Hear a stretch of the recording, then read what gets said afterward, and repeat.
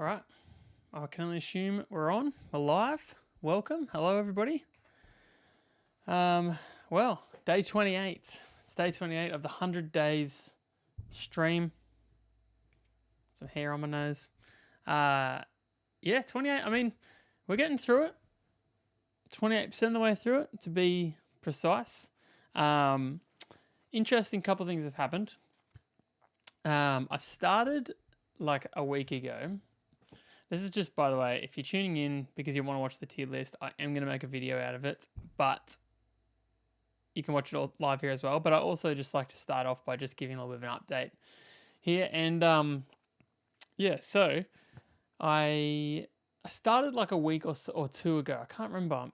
I basically just started adding the subscribe call to action at the end of all of my YouTube shorts. And I think it's worked really well. I haven't actually looked at the exact data, but I definitely have seen like growth from it. So that's really cool. If you guys don't know, I gave myself a challenge a few weeks ago. Can't remember how long ago. A few months ago actually, to stream for 100 days. That's my only, that's my goal. I don't have a goal to get 1 million subscribers. I don't have a goal to do anything else for now. My goal is just to stream 100 days. And interestingly, as I've been doing it, I've been kind of like learning a lot along the way. I've been really enjoying doing streams that I can make into long form videos, and also long form videos, and also parts of streams I can make into shorts. Shorts are really interesting at the moment. Like, I don't know, maybe this isn't really news to you guys, but like YouTube shorts are a really cool way to bring people into the channel. Otherwise, it'd be really hard for them to find it. And I've uploaded a lot of long form videos. Like, I'm trying to do like at least kind of 2 or 3 a week at the moment. And sometimes they get like 10 views.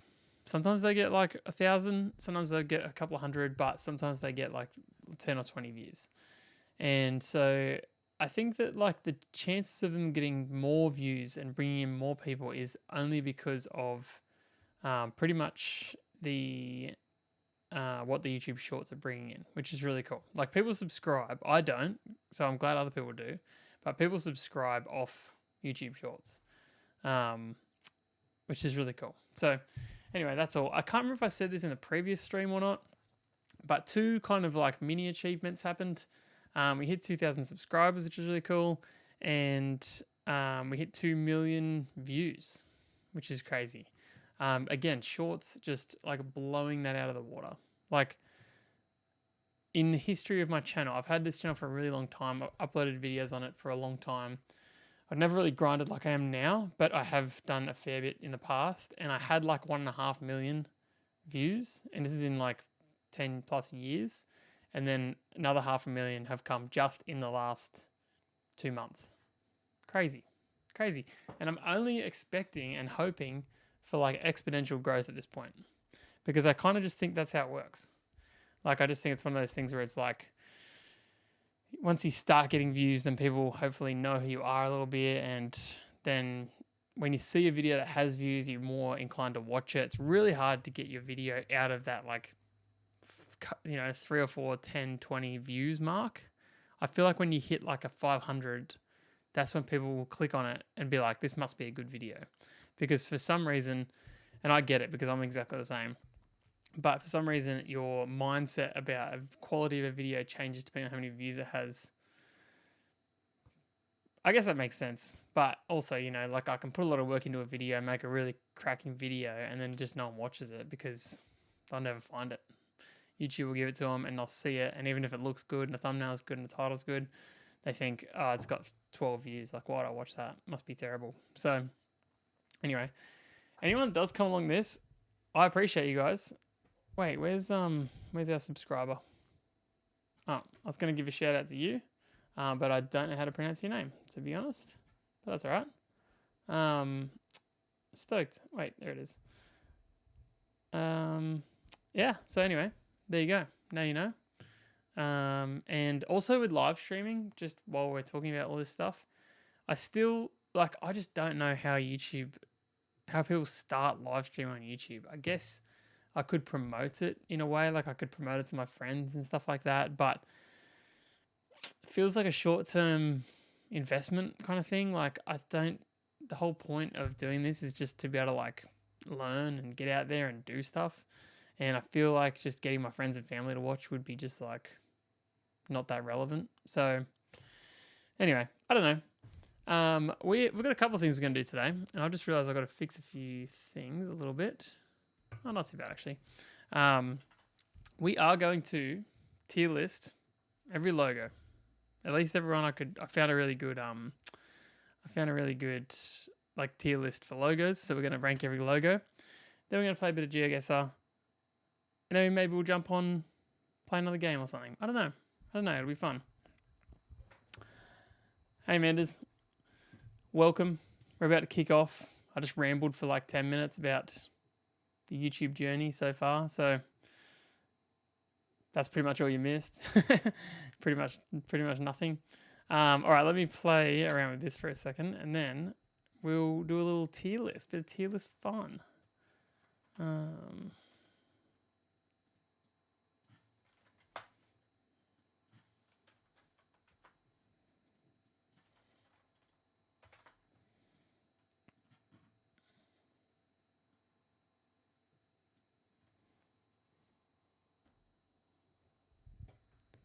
All right.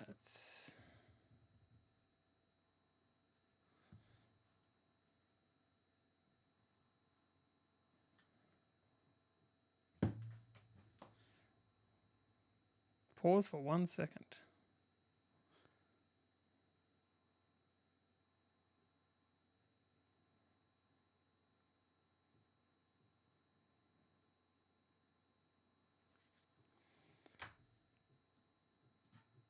A few of these logos I literally don't even know, so they're going to the bottom.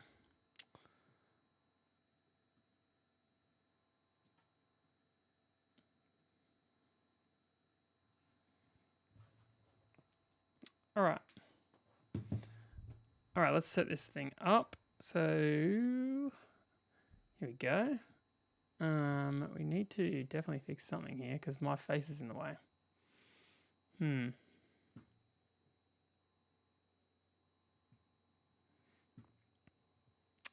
What's up, Bacon Lord? Welcome. I'm going to just get this out of the way because it's literally on the tier list, which is not ideal. We can put it down here. That'll do. Somewhere like that.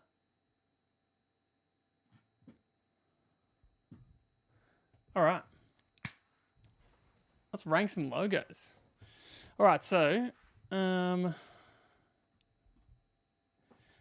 we are going to be ranking these logos not on the product itself at all. This has nothing to do with the quality of the products they've made.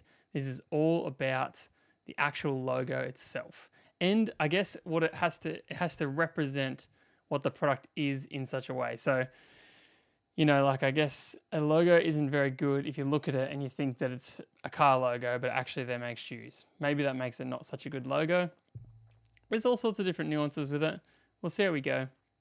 Let's jump into it and kick off with 7-Eleven. All right, so 7-Eleven's logo, first of all, good colors, very iconic. I would say I know that 7-Eleven, in Australia, 7-Eleven is predominantly a service station, but I know overseas it's more of a convenience store. And as a convenience store logo, this is very iconic. And I would actually say it's an A-tier logo, straight up. Because I feel like it's so recognizable. I feel like the colors say what it is. I mean, it actually is 7-Eleven. It says it there. And I think it's really clean. I think it's actually really good. And it has so far stood the test of time. 7-Eleven, A-tier, nicely done. All right, next up we've got Android. Now, I've never been a huge fan of this logo. In fact, it kind of confuses me. Android being a software company and their product logo just being like this thing. I don't know. It's never really done it for me.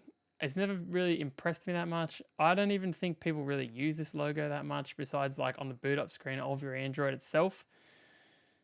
I'm going to put it as a C. I'm just thinking, how bad does it have to be to become an F? I'll leave it in C for now. It might make its way down, honestly. It's actually, I've never been impressed by it, I'll be honest. Okay, Apple logo. Now, Apple logo has changed a little bit over the years. They used to have some color in there, and now we've just got the pure Apple silhouette. It is very clean. It is very iconic. I cannot give it an S tier, but I will give it an A tier as a logo that is clean, crispy. It is to the point, and I think that it's a logo that never really has to change. Even after already being around for however many decades, it's barely changed at all. And that's really impressive for sure. Adidas. Okay, so Adidas logo, I don't know.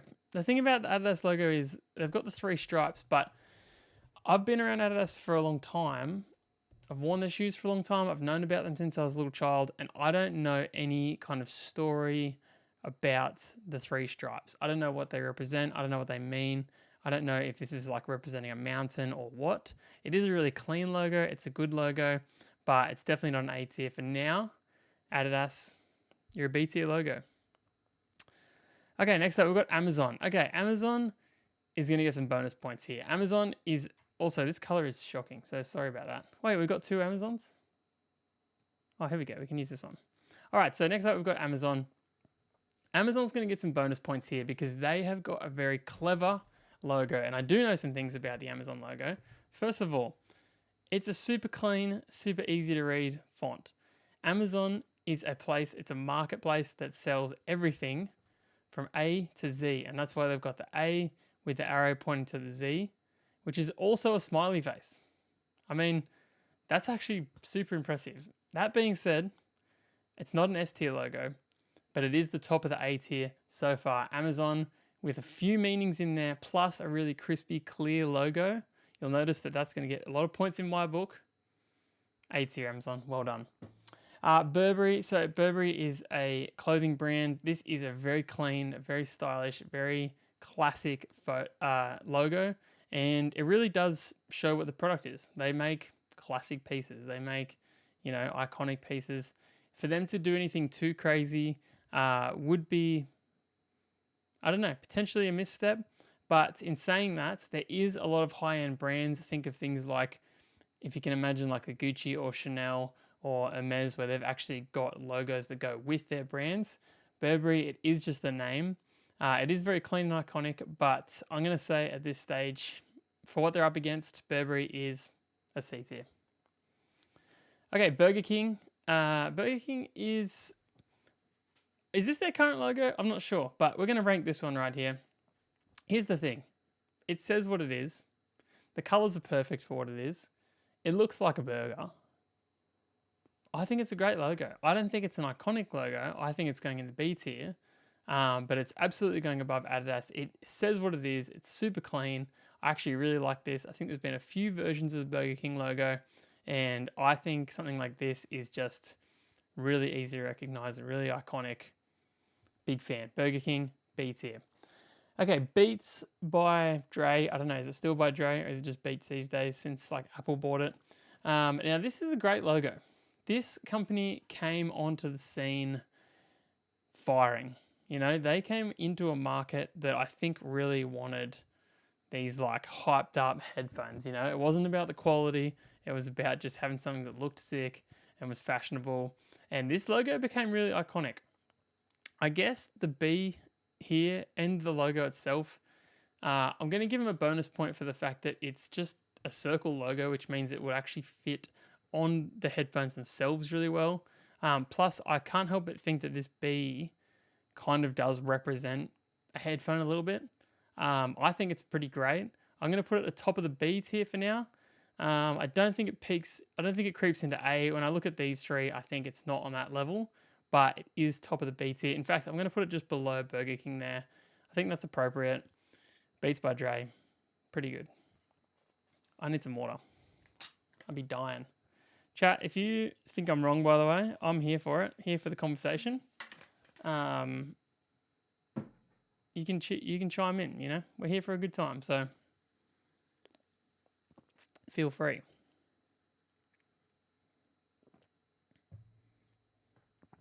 All right. All right, next up we've got Chanel. I just mentioned them before. I didn't even know they were coming up. Chanel is a great example of designer brand that has got the logo. It's got, just like Burberry, it's got just the super clean Chanel, which I think is necessary. Again, like I said, with the Hermes, with the Gucci, I think that having that is really important. But they've got the monogram, CC, Coco Chanel. I think that that is super important, and I think that that is actually going to put them at the bottom of the A tier. That CC logo is something that people see in a mall, in a shopping center, and they are going to gravitate towards it in the same way that if you're in the street, you're going to gravitate towards a 7-Eleven and grab yourself a slushie. It's that simple. All right, next up we've got Champion. Now, Champion, it's interesting. It's interesting. It's not the easiest logo in the world to read with that font that they're using, but I do think that the C on its own is quite iconic. I've never been a huge fan of it, I'll be honest. I think that it seems like the kind of thing, it's stuck around for a really long time. I don't even know if they've ever changed it or not, but it seems like the kind of thing that probably could do with a little spruce up, could do with a bit of modernizing. I'm actually going to put it at the top of the C. Champion, C tier, C for Champion. All right, next up, we've got Coca-Cola. Now, this is probably the most recognizable brand on earth. I think that's safe to say. Interestingly, I think Coke has had a few revisions over the years, but they've always stuck to their guns on the crispy red and white. And you know what? They've landed on this logo that you wouldn't think would be as iconic as it is, because it's quite complicated. It's quite convoluted. What is Coca-Cola? Like, what does that even mean? And I guess it's just their history and their kind of prestige in their market that has given them that icon status, you know? As a logo, it's beautifully like balanced and it is really nice. The red and white, instantly you see it and you know what you're getting. Anywhere in the world, you can see a Coca-Cola logo. And in saying all of that, I'm putting it at the top of the B tier, because I think it's ready for a new brand. I'm not saying they should change it. I'm just saying that I think it's ready. I think it's time to modernize it even a little bit more. Because I will say that the Coca-Cola logo is completely iconic. No doubt at all. But is it actually a great logo? I don't know. I think it's divisive. I think that it's not super easy to read. I think that the branding doesn't necessarily make sense when you look at it. If it wasn't Coke, if it was one of its competitors, and it came into the market with that logo, I don't think it would be that good. In fact, I'm actually going to move it down to third in the B tier. Coca-Cola, B tier. Carhartt. Now, this is such an interesting logo, and again, sorry about the color, but the Carhartt font is really iconic, and then they've got this like C kind of thing here. Now, here's the thing. I feel like with Carhartt, there's probably more to it. I feel like there's a story behind this, what I assume is a Carhartt C that I don't know.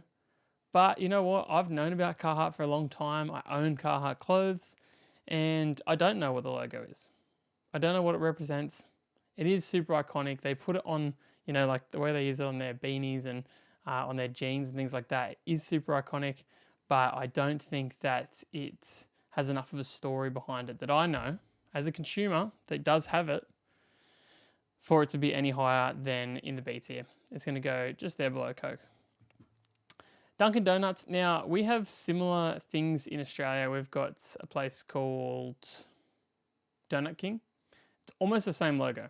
And I think that's a good sign. I think that's a healthy sign for this. I think you can see that they have a coffee there. They've also got donuts in their name. I think it's tempting for a donut company to make a circular logo, but I am kind of glad that they didn't here. I'm glad that they leaned into the coffee. I think the colors are fun. The writing is also fun. It matches it. I'm actually going to say Dunkin' Donuts it's in my mind, it's exactly like the Burger King. It shows what it is. It says what it is. The colors, the shapes, everything about it actually tells you about it before you even walk in. You know what to expect. And I see that as a huge highlight. Dunkin' Donuts, top of the beats here. I am dying, guys. I guess I'm just talking too much. All right. Next up, we've got Dickies. Now, this is an interesting one as well because this is an iconic logo. I don't know if they've ever changed their logo. I feel like Dickies have had the same logo literally forever. As far as I know, their main product is like a work pant. And this does kind of say that. Is this a horseshoe? Did they originally do horse products? I don't know. That's not what they're for in modern days. So I'm not actually sure. But let me have a think about this.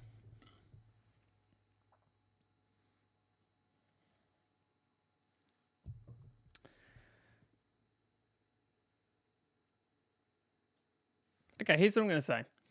In a similar world to the Coca-Cola, Dickies is an iconic brand. It's a well-known brand. But I would say on first inspection, if you looked at it, you wouldn't know what the product is. And for that, it's going to have to get pulled back. I'm actually going to put it in the top of the seats here. Does go above Champion there, but I just think maybe it's time for... I mean, I actually appreciate that they stick to their guns, and I don't necessarily think they should change. But if we're just going purely from a logo perspective, I'm going to say they could do with an upgrade, for sure. All right, next up, we've got Disney. Now, Disney is obviously a super iconic logo. I don't know if they've really ever changed it. They've kind of always had that font that they've got right now, this font right here.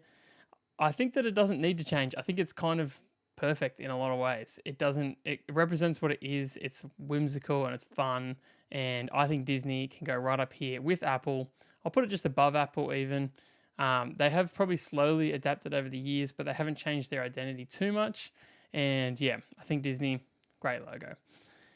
All right, next up, A tier for Disney, yep. All right, next up, we've got eBay.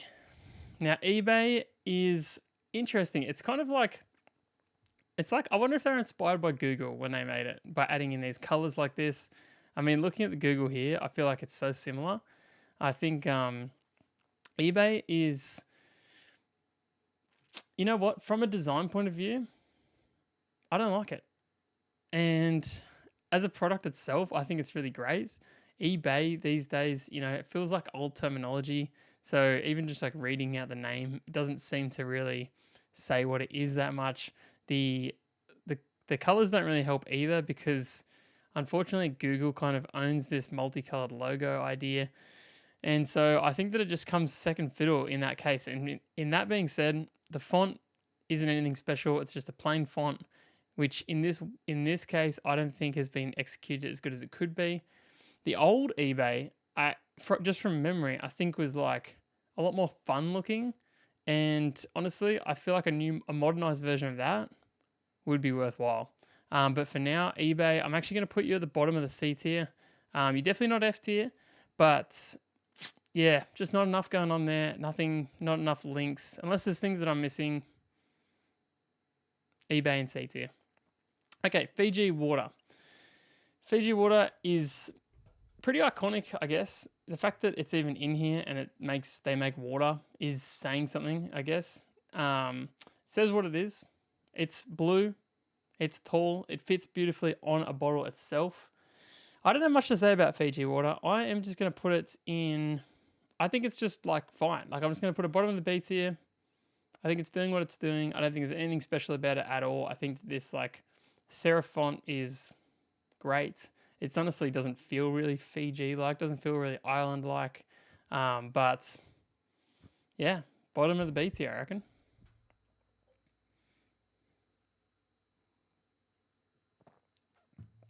Hey Locke, welcome. We're tier listing logo designs. If you missed the first bit of it, we've got a lot to go through. Oh my gosh, it's gonna be a long video or whatever ends up making out of this. All right. What are we up to? Gap. All right, Gap. Now this is iconic. Gap, I don't have that much experience with Gap as far as like actually owning their product or shopping in their store at all. But I've got to say, having a three-letter word for your company and just going with something that basic is super impressive. And the fact that I think they've basically stuck to this in their whole life as well is pretty amazing. I think this is a great logo. I don't know this is not like a standard font as far as I know. Their colors are great. It looks kind of like classy, but not designer like these other ones that we've looked at already. I'm going to put Gap in the A tier. It's the bottom of the A tier, but it is A tier nonetheless. Gucci, I don't have heaps to say about Gucci because I think Gucci is exactly in the same situation as Chanel here. In fact, slightly worse because I think that this GG logo is not as recognizable as the Coco Chanel logo, but I just think they've done what they need to do. They look classy. They've got a nice, crispy, straight logo, and then they've got the monogram, the GG monogram as well, which I think is super iconic. Gucci, A tier, right there, next to Chanel. Okay, Google. Sorry, something's not right. Wait a few minutes and try setting up again. You can also That's so funny. Google's talking to me right now. plug it back in. Okay, I have to be quiet because otherwise it's going to talk back to me the whole time. This company. I need to think about this. It's hard to separate sometimes the product that they provide and the logo itself. Now, I am a huge fan of a crispy, clean logo, and this is that. It's funny because I mentioned Google before when I was looking at eBay. When I look at eBay and Google, I think from a design perspective, Google, this company here, is so much better. Just from like a balance, a shape, a color perspective, I think it's way better. Yeah, I think it's undeniable. I like the colors. It definitely gives like a bit of a fun vibe, and then the font is like quite professional, you know. But then look at the E, still a bit fun, you know. I'm actually going to put Google in the A tier, and they're going to go right up here with Apple, just above Apple there, maybe even just above Disney. I think it's a really clean logo, and I know they've changed it multiple times over the years. And as far as I'm seeing, I think it's good. I think they're staying with the times while holding their identity. I think that's really important. Google, A tier. Harley Davidson. All right, now Harley Davidson is, what do we have two? Let's move this one away. All right, Harley Davidson next. Now Harley Davidson is got to be the most iconic motorcycle brand for sure, and their logo is so iconic. So it's again hard to separate the two. I think that it looks tough. I think that it's got like the shield. I assume that Harley Davidson is like two people that came together. Like I assume that's their last names. They came together. It says motorcycles behind it. The Harley Davidson logo is an A-tier logo. It's really good. There's a reason that they've barely changed it over the years, and there's a reason that people want to wear their shirts that have nothing to do with motorbikes at all. I'm going to put Harley Davidson just below Amazon here in the A tier. I think they deserve it. I think that they are super iconic from a logo point of view. I think that it looks like what the brand is. I think the orange and the white and the black is super crispy. I think it's got great contrast and just, you know, it's got that tough look while still being iconic. It doesn't look hardcore, like it doesn't have like skulls and flames, but it is just that really iconic look. Hollister, I don't know anything about it, so it's not gonna happen. All right, H&M. H&M, we're looking at this. We're looking at this from a design perspective, and I'm not a huge fan. I think that their logo is iconic. Like when you're in the shops and you see the giant red H&M, I think that is really impressive. I think it's really good. I think it does give what they want, which, I mean, do they want to look a little bit cheap? Maybe. That is kind of what they are, and that is kind of what their logo says. It's not an elevated logo like the Chanel, like the Gucci, like the Burberry, wherever that is. Where is the Burberry? Oh, like the Burberry here. It's just kind of like a drawn-on kind of thing. H&M, you're going bottom of the C tier right now. I got to say, I know that we're through a lot of logos here. I don't know. I haven't even looked ahead at the logos, so I don't know what's coming up. I don't know what is going to make an S tier logo, and I don't know what's going to make an F tier logo. I'm hoping that it comes up, but I have to go with my gut on these things, and nothing's made it into the S tier yet, and nothing's been bad enough yet. Like, every company that's on here, they're kind of on here for a reason, you know, and I don't think anyone's been a big enough miss yet to be an F tier. So, I don't know. We'll find out. We'll see. Stick around. We'll see. All right, IKEA. IKEA is a great logo. I'll tell you something. It's going in the A. IKEA is just a huge, bold, you know, like they put it on the side of the building and it's like 20 meters long. It's massive and it's bold and it just is what it is. It is the Swedish colors, because what they do is, well, because they're a Swedish company, and I don't know. I just think that it's super iconic. I think that it is clean. It doesn't necessarily say furniture, but it does say bold and strong, and it knows what it is. In a similar way to Amazon, in a similar way to Gap, I guess, in a way. Like, it is just like, this is us. Get used to it, basically. Like, it feels like it's so bold that it's owning a market. Like, how many brands are white and blue? Like, look around the list here. There's no, like, just white and blue only logos, because I feel like it's so out there and it has to have some kind of meaning behind it. So there you go. All right, IKEA logo is going to go.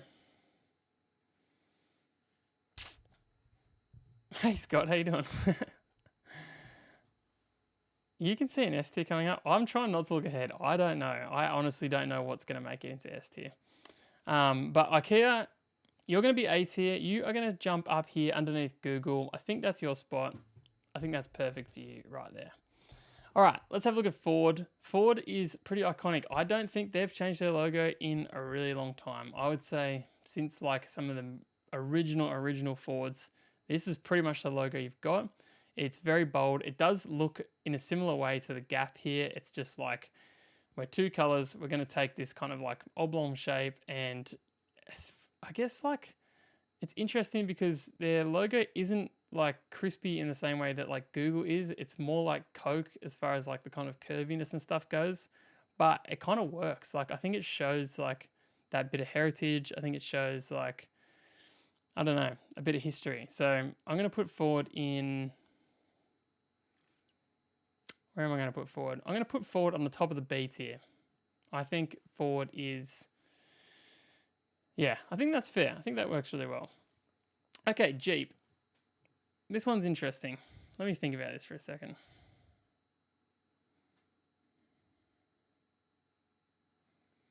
All right, let's talk about Jeep. So Jeep is essentially a military car. I think they were first made for the military. They're made to be like simple. They're made to be kind of something that can be pulled apart and put back together again. They're meant to be kind of like easy to fix and repair.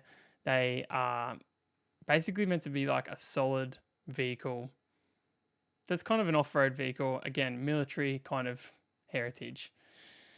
This logo, I don't know. I like how clean it is. I like how simple it is, but I don't think it says enough about what they do by just looking at it. I think if you didn't give anyone any context whatsoever and you showed them that, I don't think they'd think about a car. I think they'd think about something else. Yeah, I'm going to put Jeep in C tier. Top of C tier for Jeep. Yeah, I think they could definitely do more for their heritage, for sure. Okay, Lego. This is a great logo. Lego is a great logo. This is maybe S tier territory right here, because they are bright colors. They're fun fonts. We talked about this font with the Dunkin' Donuts. We talked about this font with the Burger King. The Lego company, I don't know if they've really changed it much in their history, and I don't think they really need to. I think this is so iconic. You know, like I can see McDonald's coming up here, and I think Lego is kind of like the McDonald's of the toy world. They are something that doesn't need to change. They've been around for a long time, super recognizable. I can't put them in S tier. I just can't. They don't have... The only thing Lego's missing from being in S tier, I'm putting them in the top of the A, is similar to what I pointed out with Amazon. Amazon might bump its way into S tier, I'll be honest, because they don't, as far as I know, there's no story here. Now, the colors and the shape and things like that, that tells the story for sure. But I just want that extra level of depth. I want the I want the shape of it to represent the block or something like that that just makes it perfect, you know? Like, it's so good. Don't get me wrong. It's amazing. But for now, it's the top of the A tier for sure. I'm gonna bump up Amazon. If you missed it before, Amazon is a super clean logo, which I've said this whole time is something that I love. I think it's great. I think it's super clear. And then I know that they've got two things behind it. The actual font itself is quite nice and fun and definitely like looks quite casual as opposed to something more elevated like Burberry or Gucci or something like that. They've got a smile underneath it, which is also an arrow, which is A pointing to Z. I mean, they sell everything from A to Z with a smile on their face. You know, like, I don't know what else to kind of say. I think that they've nailed it. I think it's like one of the best designed logos of all time. I'm going to bump into S. There you go. It is what it is. All right. Look, Scott, here's the thing. I can see what you're saying in the comments. I spoke about this at the start. I'm trying to not be biased towards a company that I like more than another company. It's got to be about the logo, how the logo relates to the product, and then the actual logo design itself. That's what we're ranking, okay? Don't get me wrong. Lego is an amazing company, a great logo. But like I was just explaining with Amazon, I think they're just like lacking just that extra tiny little thing. Yeah, that's what I said. I agree about the font. I think it's fun. I think it shows fun. The color and the font and the shape, even the little like italicness of it, super fun. Similar to Burger King, Dunkin' Donuts. They're fun, but guess what? They're B tier. So it's done. It's done. All right. Next up, we've got Levi's. Levi's logo, I think this one's barely changed. If nothing else, they're like this little kind of shield thing that it's in.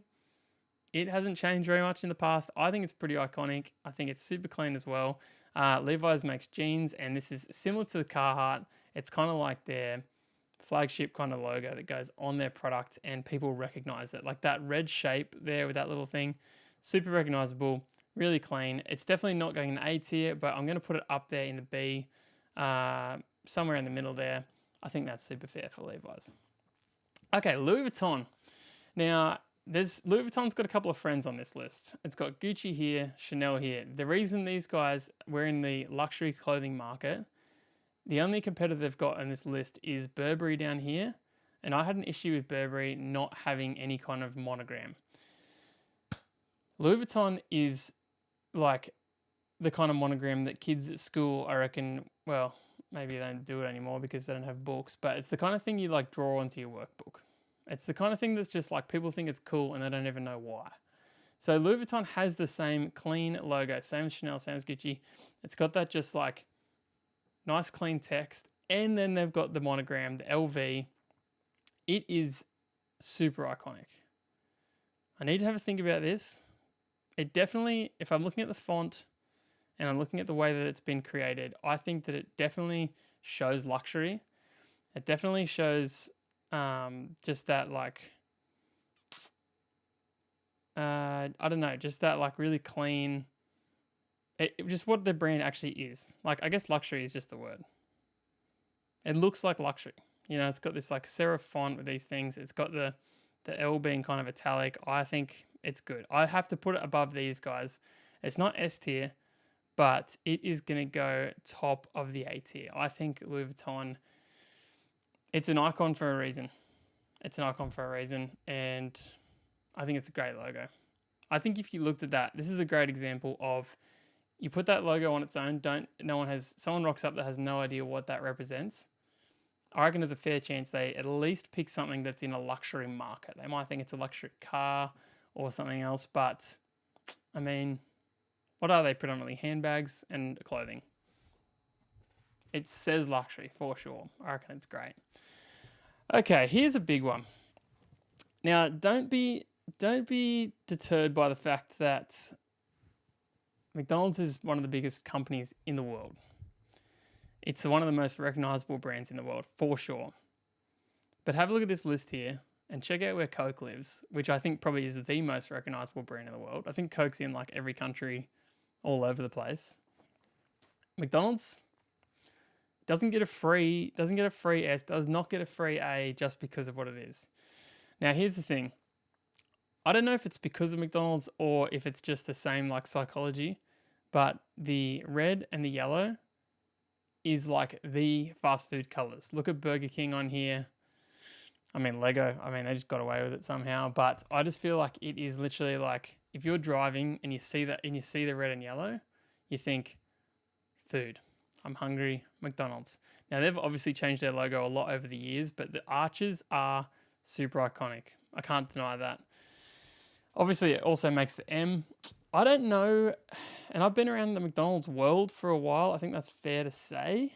Did work there for a while. Have got a little bit of history with McDonald's, and I don't know if the arches represent anything besides the name that starts with an M. The original store, which I think was maybe in Chicago or somewhere, had these big kind of like arches on the side of the building. And I'm not sure if that came before the logo or not. Either way, I think McDonald's is going to go to the top of the A. I think it's only fair. It is a great logo. It's super iconic. For me personally, if I drive past this logo, it has a physical effect on me. Makes me think, I could eat McDonald's right now. Everyone knows about it. I think it's iconic for a reason. I think they've got some of the best branding in the world. It's going in the A. It's going in the A. I think it's great. All right, MasterCard. This is a newer MasterCard logo. Like, they upgraded this at some point. They used to have like one that had kind of like lines and things through it. This is way cleaner. Does it say credit card? No, but also, does anyone really want that to say, like, is that really like a good looking product, or is that something that people actually want to achieve? I don't know.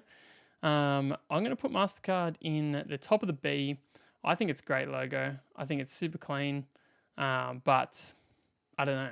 It's not really like iconic. It's just like, it is what it is. It's good. Microsoft. I'm having a drink first. There's a lot. Catch your scoop.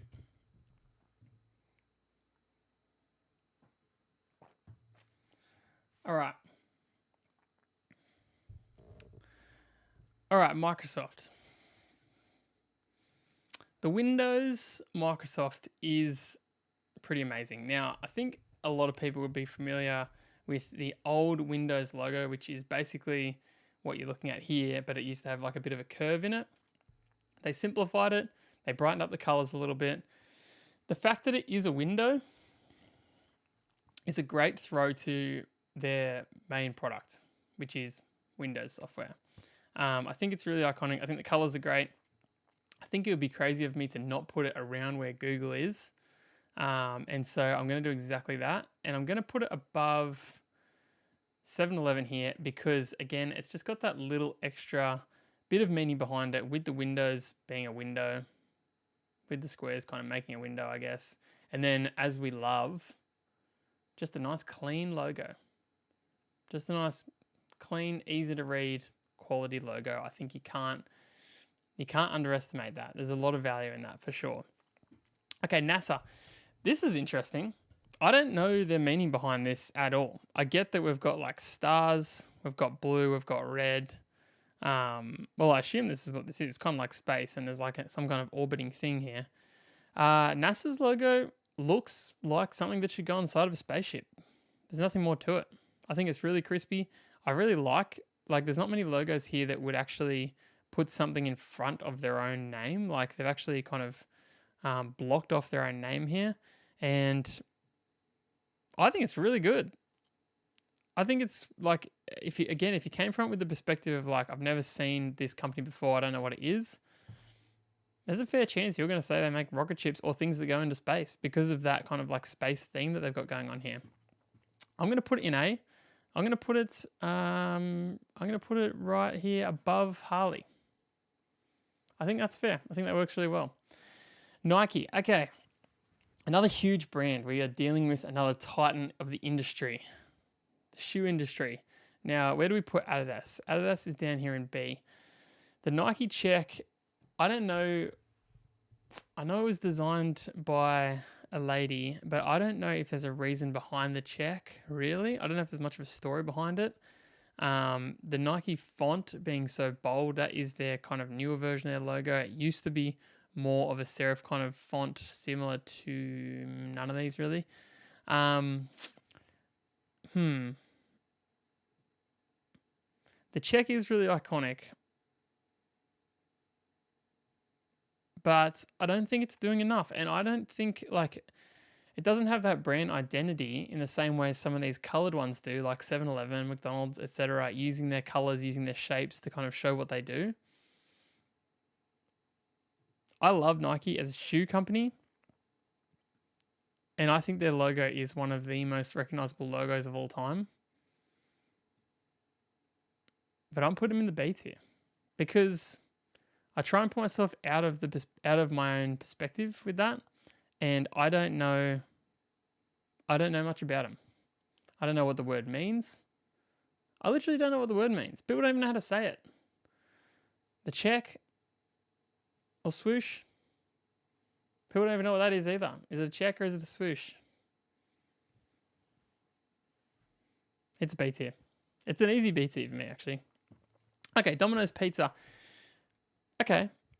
It's got a big domino. It's got bright colors. It's got that red food color again. We're going to see that again and again. And it has the word pizza in the logo. I mean, it's really clear. I'm just trying to decide whether it goes bottom of A or top of B. I think it's going to go A. There's no disputing what it is. It literally says it in the name, like similar to Dunkin' Donuts. If it's going to be, I have to put it top of B. I can't put it that far above Dunkin' Donuts. In fact, Dunkin' Donuts is going to move up above it here. That's going to be the top of B. That's our new point for logos, because I just think it does a great job of representing what they actually are. But Domino's, you're actually in a very similar boat. You know, I think the way you've used colors, I think the logo is really good. I think that just having the name in it, really clean. I think it's the reason you guys are where you are. I really like it. Okay, Converse. I don't get it. I don't know. It's got the star, it's got the arrow, it's got the thing. Converse. I don't think you're doing it for me. Converse, I think you're just going in B. Not much more going to be said about that.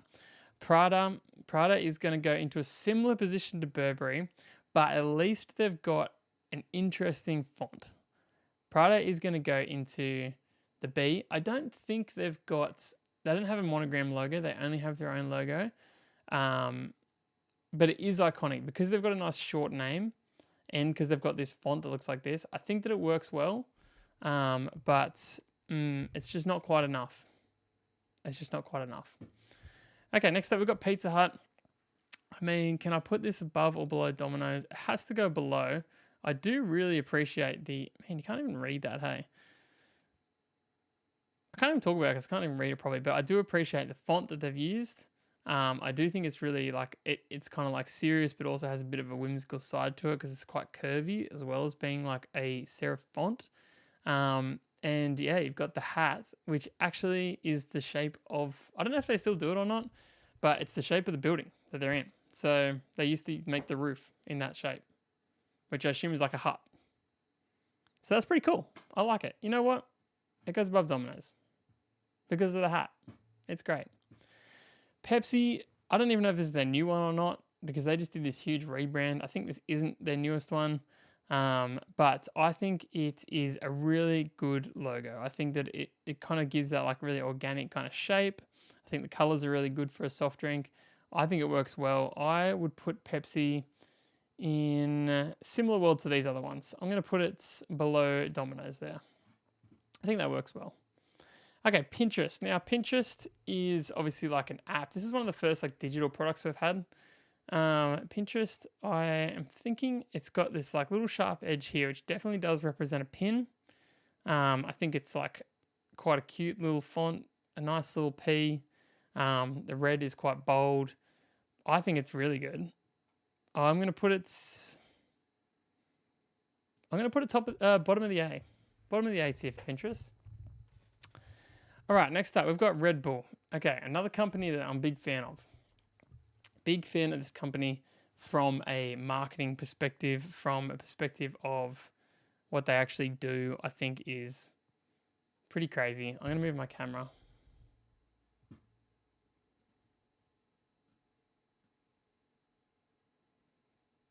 Let's go in the middle. Because I need to be able to grab it for the video separately, I guess. I don't know. All right, so Red Bull.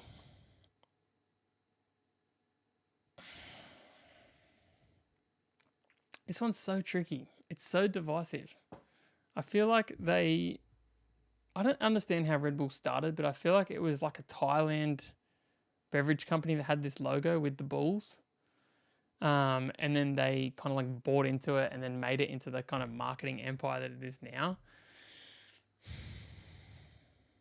I do really like their colors. I really like what they do. I think, where did I put? I think they're going to have to go bottom of the A as well. No, they're better than that. They're better than that. They're going up here with IKEA. They're going below IKEA. I think that their choice of font here, I think that the colors, I think that the shapes and everything, it's another one of those logos that like, it's just kind of cool. Like people just like it. They know, they see it and they think that's cool. People buy like fake Red Bull hats and fake Red Bull stickers and things. It has like a prestige to it. And I think a lot of that is just because of the logo. It is what it is. Okay, Sony. I'm just going to put you down here with Prada. Don't know. You're not doing enough for me to really talk about. Supreme is really interesting. Supreme is a logo. Supreme is a luxury clothing company. They're a streetwear brand.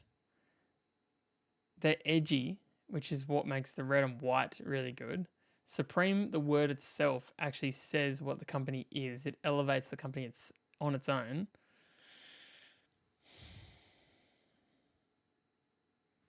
Supreme, for me, is going top of the A tier as a logo.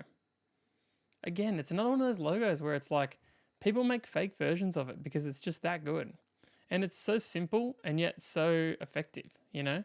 And I think it's just the combination of like a great name, a great use of like color, and then just like a really clean font. It goes to show, like, if you're ever designing a font or anything like that, if you're ever designing a logo, you don't need to do something crazy. You can just have something really clean. I mean, look at what I've put in S, Amazon. It's so clean. All it is just like a word with a little arrow under it. It's all about like what you do with what you've got, I think, honestly. Okay, Subway. I see what you're doing with the lines. I guess it kind of represents an underground subway. Is that what they're going for with the arrows? I don't actually know. It's kind of confusing, to be honest. I'm going to put Subway just down here in the B as well. I don't know much more to say about it. I don't like the colors personally.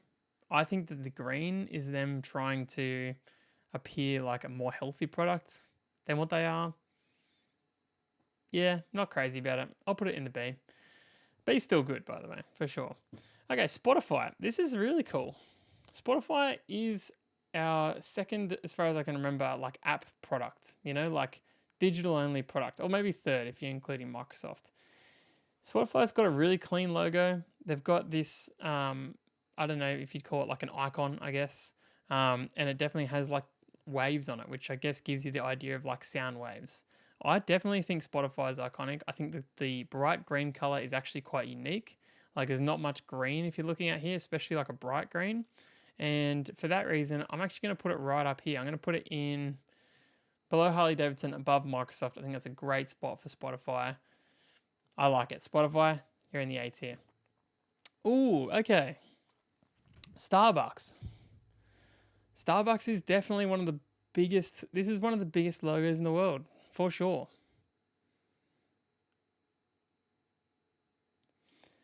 The Starbucks logo on the coffee cup is so crazily recognizable for anyone.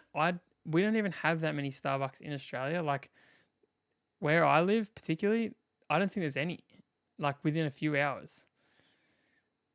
And yet I still feel like it's really iconic. I feel like it's really special. I don't know what it is about it, but they just kind of like nailed it. Like the forest green thing, I don't even understand what the mermaid is. The two-tailed mermaid with the Sydney Opera House on its head. I don't know. This is the first time that I can't articulate why I'm going to put it where I'm going to put it.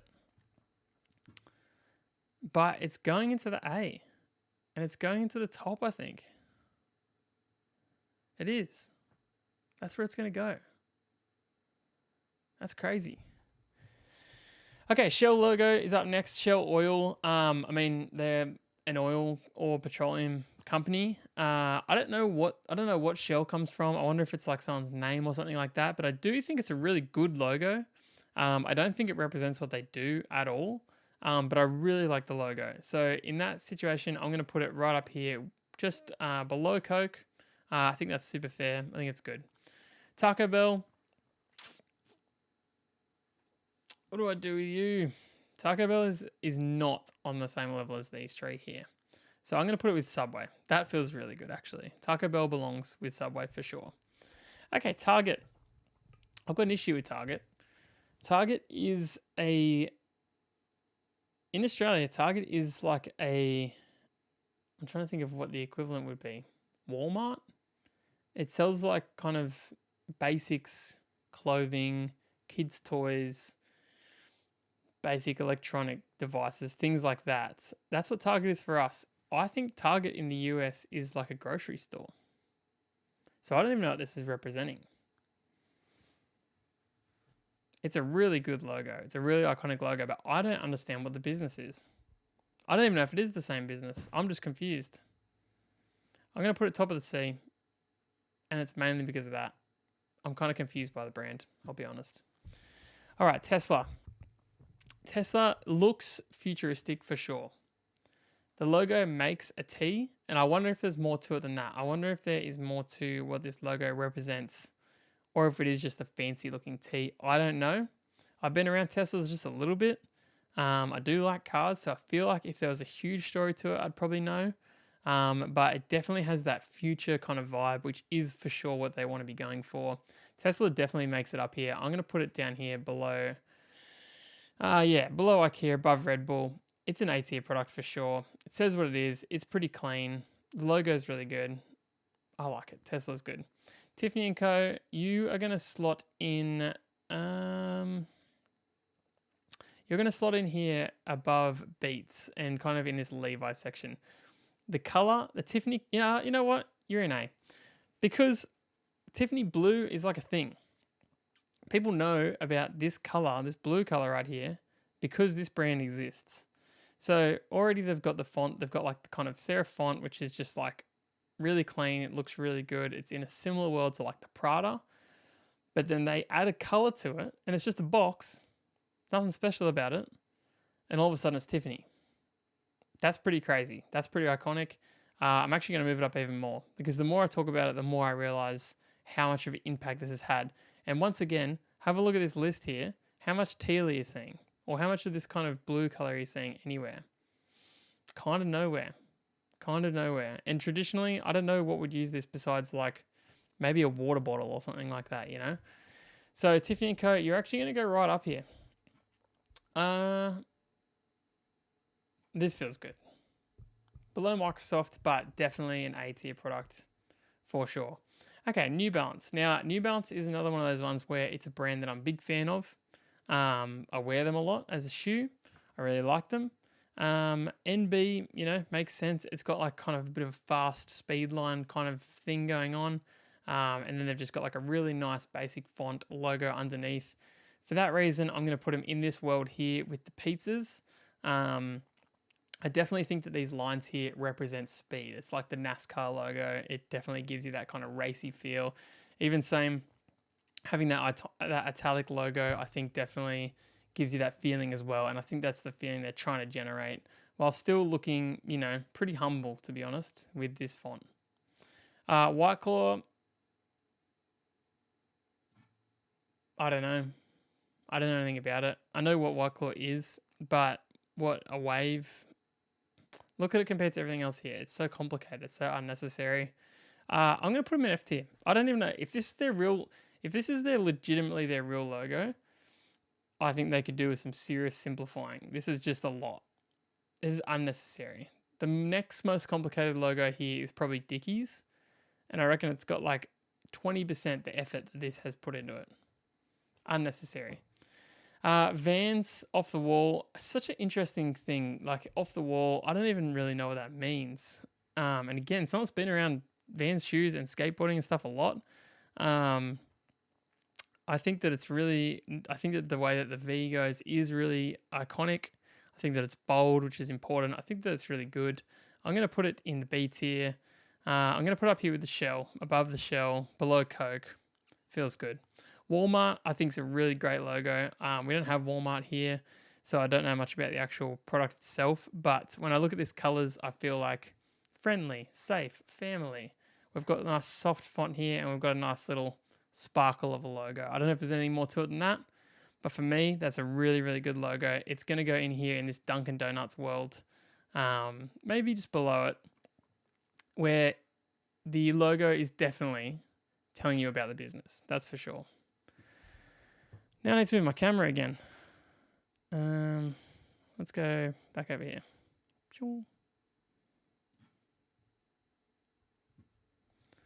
All right. This is going to be my last one. All right, this is going to be the very last one. This is Xbox here. These ones I'm not doing because I don't know enough about them or they're repeats from earlier. Xbox logo is really cool. Once again, it's a bright green.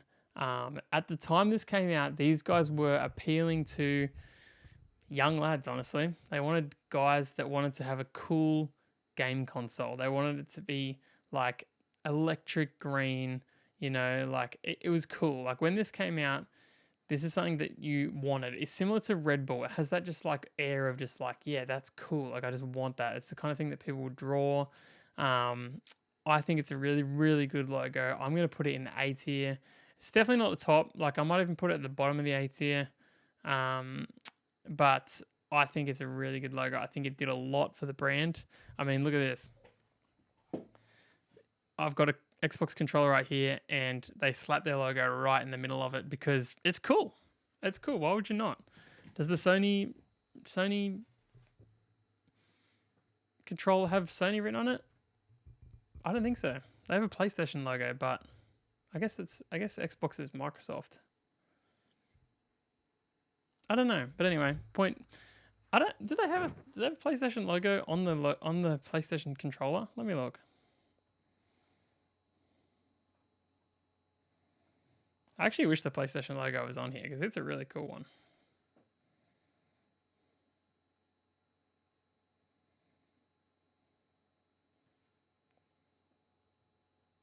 They do.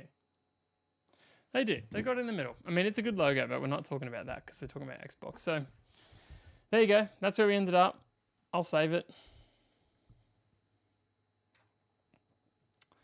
Just download the image. Yep. Beautiful. Well, there you go. There you go. That's our tier list right there. I'm pretty happy with that. It was hard. That was really hard to do. And there was a lot of brands. Holy dooly, there's a lot. How long have we been streaming for? An hour? Most of that has been, I guess I rambled for like 10 minutes or so, but yeah, I don't know. All right, well, we'll leave that. What did I say we were going to do next? I can't even remember. I guess we're just going to play some Geoguessr. Yeah.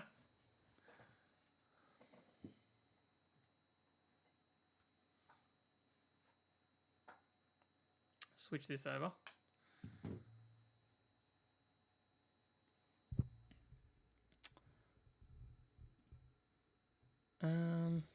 All right, just give me a quick second.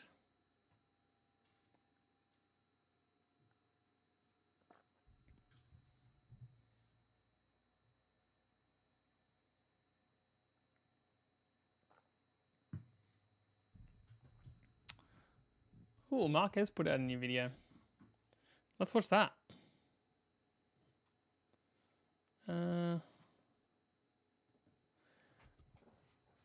I'm keen to see it for sure.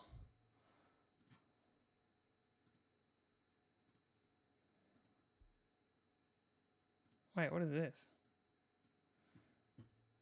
All right.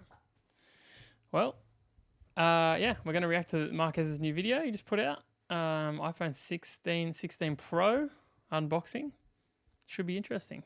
Should be interesting. I wonder if he's going to slam Apple for not releasing it with Apple Intelligence, because that's the reality. Is they released the product without all the promised software, and that's something that Marquez doesn't like, which is fair. Let me make sure you've got audio. Yep. All right, let's watch. Okay, I don't have audio.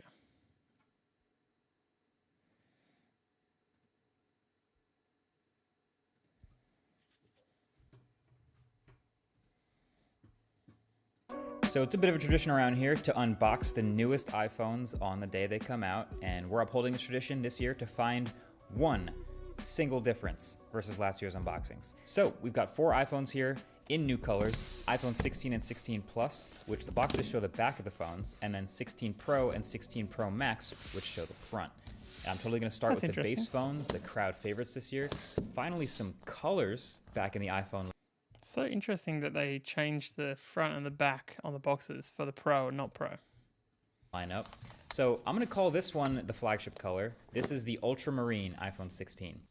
And in the box, you get the USB-C cable, again, braided and high quality, and then a tiny little bit of paperwork in this pill shape. And then you'll notice no SIM card tool, same as last year. No stickers. And no stickers this year. Sad. First time ever. No stickers. That's crazy. There are no stickers included in the iPhone 16 box at all.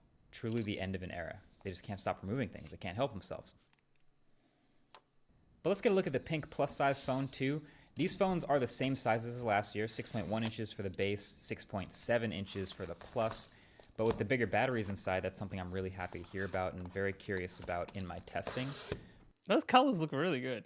But really, I'm just happy we finally have colors back. See the couldn't agree more. Back of the phone, it's a little more pale, but the glass around the camera is a bit darker. The rails of the phone are a bit darker. So this is nice. Same stuff in the box. Now with these Pro phones, I think there's a reason they show the front of the phone on the box, because if they show the back, you literally could not tell the difference versus last year.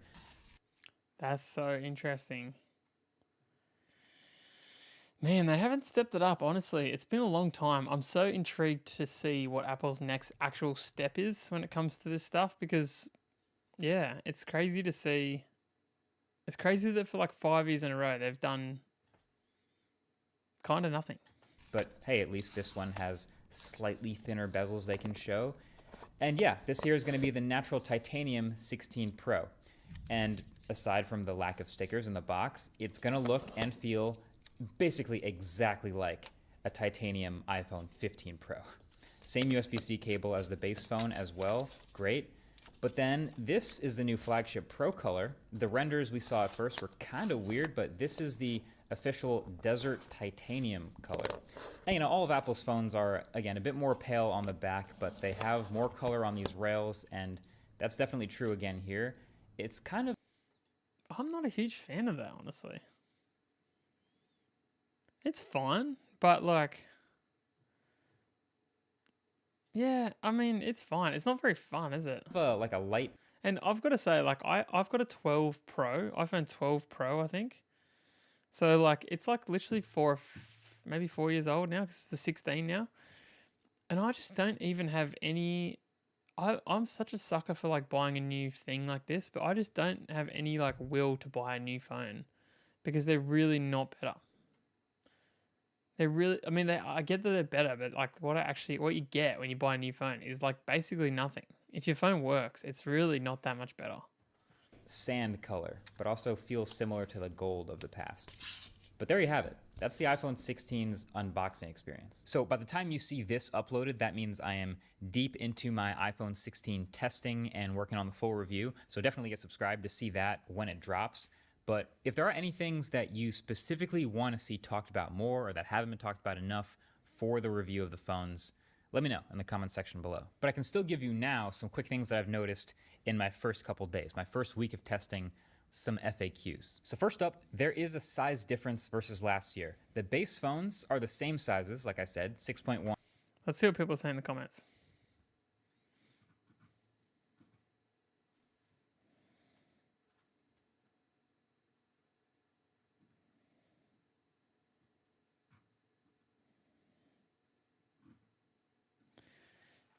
Do a side by side versus a iPhone 12. Do a side by side versus iPhone 12. Camera, boot up, photos, etc.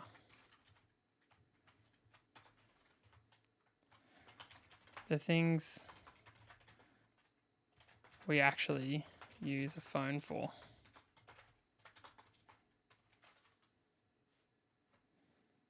Anything else? Probably just that. All right, chat, go and like that comment. Marquez can do it for us.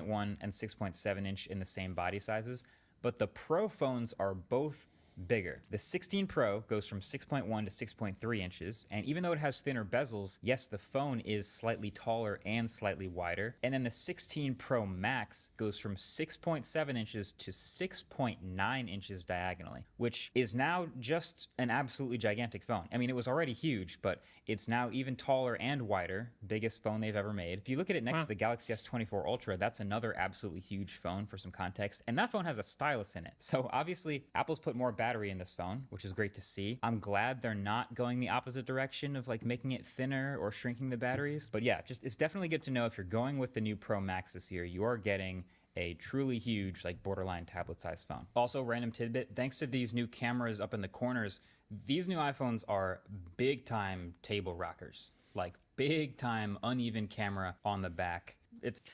That feels like something. That's like the only thing that I see about this that I think is so not like Apple, you know? It's so weird.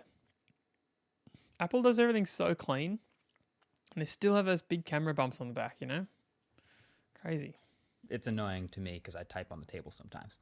Anyway, I've also been taking some pictures and videos with the new cameras. I'll be taking and posting many, many more. If you want to follow me on Instagram, that's where you'll see some more in the next couple days, but I'll link that below. My first impression is it's kind of remarkable how consistent Apple's image processing pipeline is to get the same look every year. Like a lot of times we see companies switch sensors, even the Pixel switched sensors after using the same old one for a while, and the whole look kind of changed, but it really feels like year over year, no matter how many hardware changes, no matter how many sensor changes these phones go through, they still just very much have the iPhone look, which, I mean, makes sense. Just a shallower depth of field from the larger physical sensor. I have also run some benchmarks. So these are the new Geekbench 6 scores for the new A18 and A18 Pro in these phones, which are new versus last year.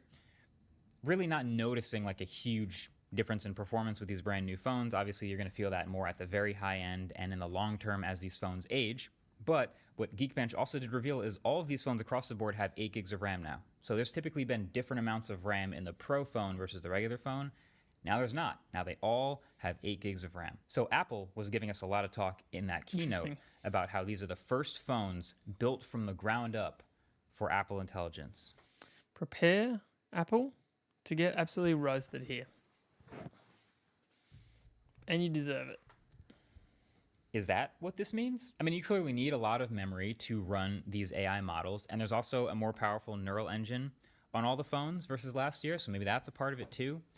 But all that talk, and these phones all launch with iOS 18.0, which has exactly 0 Apple Intelligence features on them at launch, out the box. But that's a rant for another day. But clearly, the biggest physical Crazy. new change on these new phones is this added button here. And Apple refused to call it a button in the keynote and then doubled down. They did a bunch of like executive interviews on various YouTube channels that you can go watch from that day. And even in those interviews, they continue to refuse to call it a button. It's so weird. Jip just put out the biggest burning fire right up front in the discourse. It is a real button, right? it's a physical thing that depresses, right? I think it's a first of its kind. There is a tactile switch Yes. that gives you that final click. So just to clear it up, it is an actual funny. moving, clicking, physical button that is called camera control. But it's more than a button. It's also made it to all these phones, not just the Pros. So let me jump into that. This camera control button, as the name implies, only controls camera-related things. So it's not like another action button. It's a camera control button. You can hit it once, it opens up the camera. You can hit it again to take a photo, and then you can hold it down to start recording a quick video. But it's also a large capacitive touch-sensitive surface with a vibration motor underneath. So it doesn't actually half press, but with that vibration motor, it can mimic the feeling of a half press like a real camera would have. And you can double tap to flip through various camera controls like zoom or photographic styles or tone. It is cool. Like, I'm intrigued to see if people use that or not. Apple's so good at this kind of stuff, you know? But it's hard to imagine wanting it because you can already do that stuff. Like, it's already on the screen normally and you just do it with your thumb. I don't know. Like, I wouldn't put it past Apple. It's probably amazing, but it's hard to imagine actually using it. takes some getting used to. I mean, these swipes, they also, you can see, have momentum physics too. So you can swipe too fast or too far and go past what you were aiming for, or zoom past where you thought you would. So it can feel a bit finicky and silly as you start using it, especially since you can literally do all this stuff with the buttons already on the screen. But when you use camera control, all of the rest of those buttons just fade away and disappear, kind of encouraging you to continue using the camera control to find what you're trying to do. It's really interesting. The placement feels like it was made with landscape in mind, but landscape ideally would have been at the corner. And that's so weird too, right? Because, like, is landscape not, like, basically so dead these days? Like, really? Is anyone taking a photo like what Marquez is doing right now? I don't think so. So rare. Like, so rare to actually want to have a photo that's in landscape for anything. But they also know a lot of people take photos and videos like this, so it can't be all the way at the bottom. So they moved it up. So it's kind of splitting the difference here. And also third-party apps will be able to plug into it if they use the camera. So this is already working with Keynote, and it's supposed to start working with Snapchat pretty soon as well. And you can imagine other apps that use the camera will just decide what they want to do with it. I was also curious, though, and I said this in that original impressions video, how cases would deal with this new button surface thing. So it turns out there's basically two options. Option number one is just a cutout in the side of the case.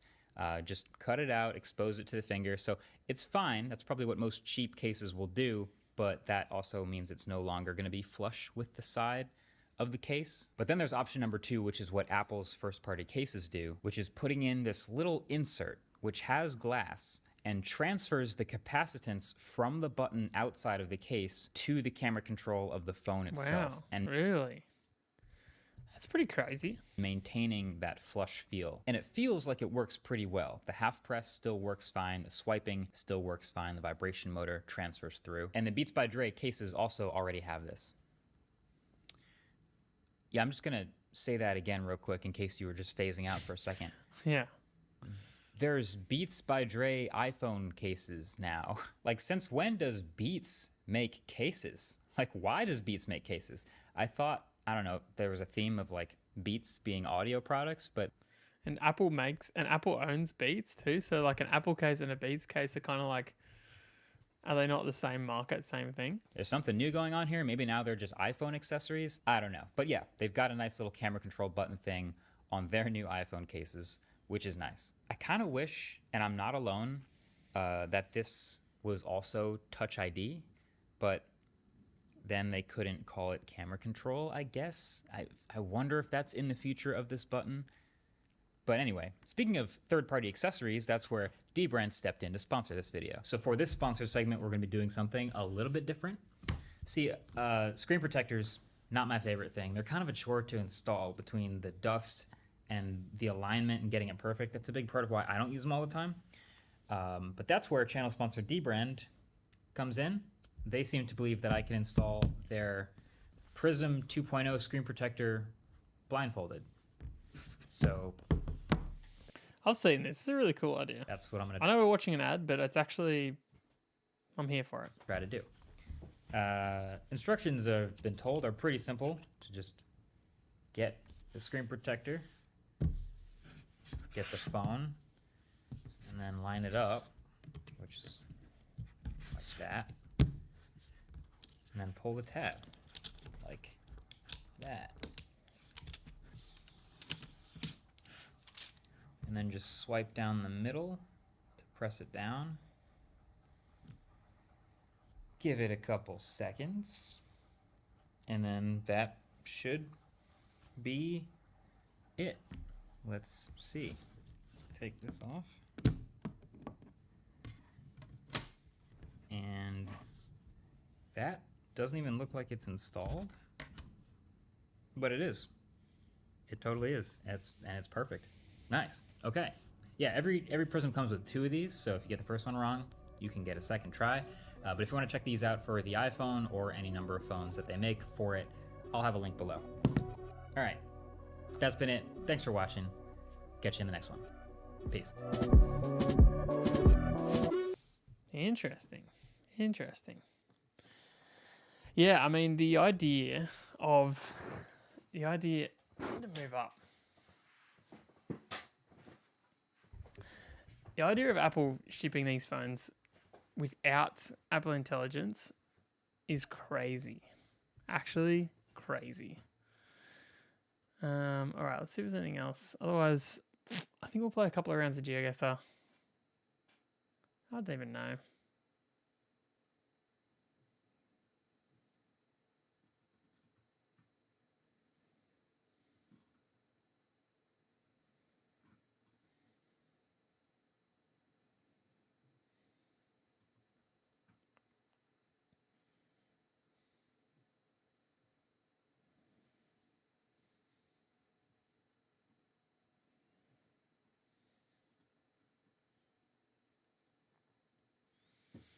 I don't know. Maybe we'll just stop. Maybe we'll just be done. It's been an hour and a half. That's decent. I mean, I could play a few games, but I just feel like maybe we're just better to have an earlier one. Yeah, so let's call it at that. Guys, appreciate you coming out. Appreciate you watching. Everyone that jumped in today. I don't know if we're going to do anything with that tier list or not. I don't know.